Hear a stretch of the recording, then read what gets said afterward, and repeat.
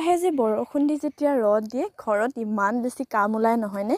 আজিও ঠিক তেনেকুৱা হৈছে। 4-5 দিন বৰষুণ দিয়াৰ পাছত আজি একেবাৰে ডাঙৰকৈ ৰ'দটো ওলাইছে আৰু আজি যে ৰাতিপুৱাৰ পৰা কিমান বেছি কাম ওলাব দিনটো।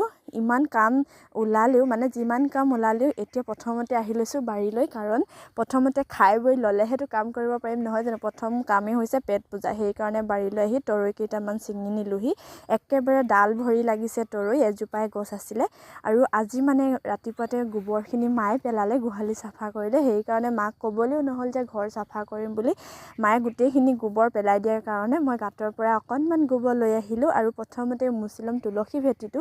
সেইকাৰণে বৰ বেছি গোবৰ মাটি নালাগে, কমকৈ আনি মই মগটোতে অকণমান খচি মেলি লৈ তুলসী ভেটিটো মুচি লৈছোঁ। বৰষুণ দি থকাৰ কাৰণে চাফা কৰি থাকিবলৈ মন যায়, আৰু বৰষুণ দি থাকিলেতো চাফা কৰিতো একো লাভ নহয়, আকৌ একেই অৱস্থালৈ ঘূৰি যায়। সেইকাৰণে কৰা নাছিলোঁ, আৰু আজি ৰ'দটো দিয়াৰ কাৰণে ভালকৈ চাফা কৰি লওঁ বুলি মাটিখিনি এতিয়া ধুনীয়াকৈ মচি লৈছোঁ। পকা হোৱা হ'লেতো ভালেই আছিলে, ইমান চাফা কৰি থাকিব লগা নহ'লহেঁতেন।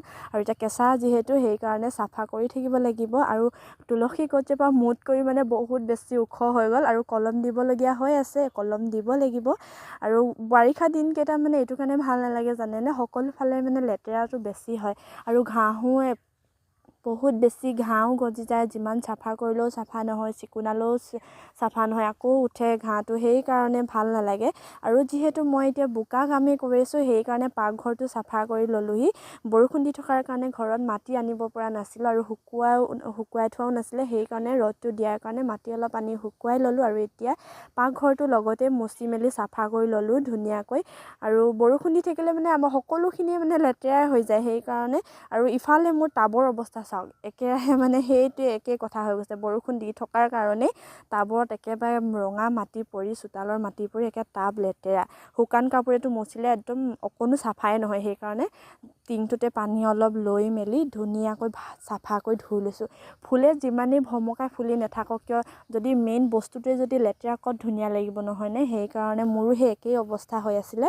আৰু এতিয়া ধুনীয়াকৈ টাবখিনি মচি মেলি লৈছোঁ।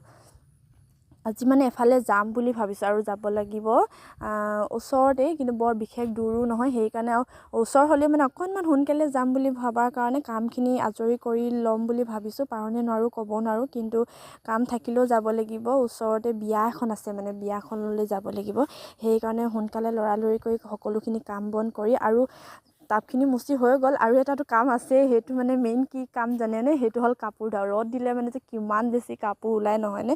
প্ৰথম কামটোৱে হ'ল কাপোৰ ধোৱা, সেইখিনিও কৰি মেলি এতিয়া ভালকৈ ওলাই মেলি আহিলোঁ বিয়ালৈ। বেটাক